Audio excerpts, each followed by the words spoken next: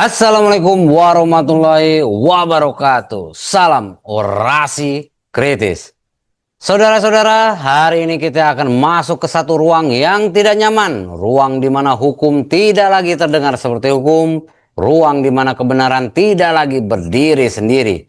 Tapi sebelum kita bicara, sebelum kita beropini, sebelum kita emosi, saya ingin Anda melakukan satu hal sederhana, yaitu menonton dulu. Bukan potongan, bukan cuplikan, bukan narasi yang sudah dipelintir, tapi langsung dari sumbernya. Sebuah video dari channel Hersu Benopoint yang dibawakan langsung oleh jurnalis senior Bung Hersu. Di sana Anda akan mendengar langsung bagaimana nama Joko Widodo dikaitkan dengan tawaran restoratif justice. Anda akan mendengar nama Dr. Tifa yang disebut-sebut sedang didekati, dan Anda juga akan mendengar Roy Suryo, the legend ya, yang justru disebut tidak mendapatkan pintu damai. Aduh, sayang sekali Bung Roy. Dan lebih menarik lagi, muncul nama Rismon yang sudah lebih dulu ya mengambil jalan RJ, serta nama Andi Azwan yang membawa informasi ya, atau mungkin membawa narasi. Dan jangan lupa nama Gibran Raka Buming Raka yang ikut muncul dalam rangkaian cerita ini. Saudara-saudara, ini bukan sekedar video, ini bukan sekedar opini, ini adalah potongan puzzle dari sesuatu yang lebih besar, sesuatu yang menyangkut kekuasaan, hukum, dan satu hal yang terus menjadi benang merah, yaitu ijazah ya. Ijazah siapa? Ijazah Bung Jack. Silakan Anda tonton dulu, tenang, fokus, tanpa prasangka, karena setelah ini kita tidak akan lagi sekedar mendengar, kita akan membedahnya. Silakan menyaksikan. Halo, apa kabar? Assalamualaikum warahmatullahi wabarakatuh. Saya Hersu Benarif. Senang sekali masih terus bisa menemani Anda semua. Mantan Presiden Joko Widodo rupanya masih terus-menerus bergerilya menawarkan restoratif justice kepada para lawannya yang kini menjadi tersangka di Polda Metro Jaya. Kali ini yang secara spesifik ditawari untuk mendapatkan restoratif justice adalah Dr. Tifa Suma, atau lebih sering dipanggil dengan Dr. Tifa. Sementara untuk Roy Suryo, Jokowi itu dikatakan menutup pintu perdamaian dengan alasan karena Roy Suryo itu adalah seorang residivis. Tawaran Jokowi itu sekali ini disampaikan oleh Ketua Relawan Jokowi Mania, yakni Andi Azwan, setelah dia bertemu dengan Jokowi di Solo. Bahkan ini dalam unggahan di channel YouTube-nya, yakni catatan Andi Azwan hari Rabu 25 Maret, dia mengunggah konten dengan judul "Ada Bocoran Info. Dr. Tifa diam-diam ajukan RJ ke Jokowi mengikuti jejak Rismon." Tapi ini pakai tanda tanya ya. Andi Azwan dalam narasinya dia menyatakan bahwa tawaran restoratif justice itu bukan hanya untuk kepentingan Dr. Tifa pribadi, jadi juga untuk kepentingan anak-anaknya. Ini bujukan ya, sebenarnya bukan info ya. Dalam konten tersebut, Andi Azwan sesungguhnya kalau kita simak masih berspekulasi. Spekulasi itu dipicu karena katanya Dr. Tifa itu tiba-tiba menghilang setelah Rismon mengajukan restoratif justice ke Joko Widodo. Begitu juga ketika ada jadwal harusnya dia bertemu dalam program Rakyat Bersuara di Aiman, di programnya Aiman di iNews itu, Dr. Tifa tiba-tiba tidak datang. Dan alasannya pada waktu itu Dr. Tifa itu sedang melakukan kontemplasi, dan menurut Andi Azwan dia menduga bahwa ya Dr. Tifa itu sedang mempertimbangkan untuk mengajukan restoratif justice. Bukan hanya itu saja, Andi Azwan juga mengaku ada yang mengontaknya dan menyatakan memang benar Dr. Tifa itu ingin mengajukan restoratif justice, tapi sekarang sedang menimbang-nimbang ya. Dr. Tifa memang sejak akhir Ramadan, terutama hari 10 terakhir Ramadan itu memang menghilang dari sorotan publik. Tapi dalam workshop yang sangat panjang yang kemudian dibacakan oleh Refli Harun yang menjadi pengacaranya dalam program Rakyat Bersuara itu, Dr. Tifa mengaku bahwa dia sedang iktikaf di 10 hari terakhir menjelang Ramadan. Namun dia mengaku dia akan terus berjuang bersama dengan Roy Suryo dan mereka-mereka yang terus mempersoalkan ijazahnya Joko Widodo. Baik, sekarang kita masuk ke tahap yang lebih berisiko, yaitu menggunakan akal sehat.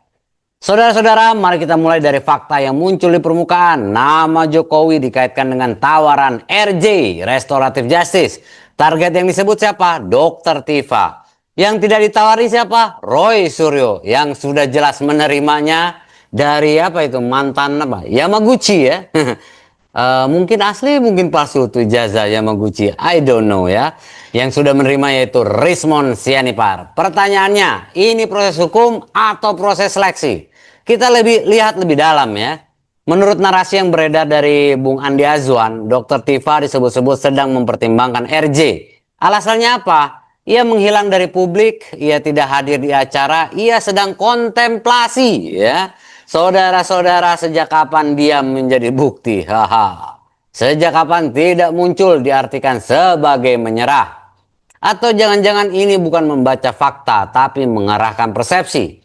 Sekarang kita masuk ke bagian yang lebih menarik. Kasus yang menyeret nama Bung Jack tentang ijazah belum selesai. Berkasnya masih P19, artinya belum lengkap. Dan menurut keterangan yang muncul ada dua hal yang belum bisa dihadirkan, yaitu ijazah fisik dan kehadiran langsung. Aduh, kalau ini ijazah fisik sama kehadiran langsung dari Bung Jack sampai saat ini belum muncul juga, luar biasa.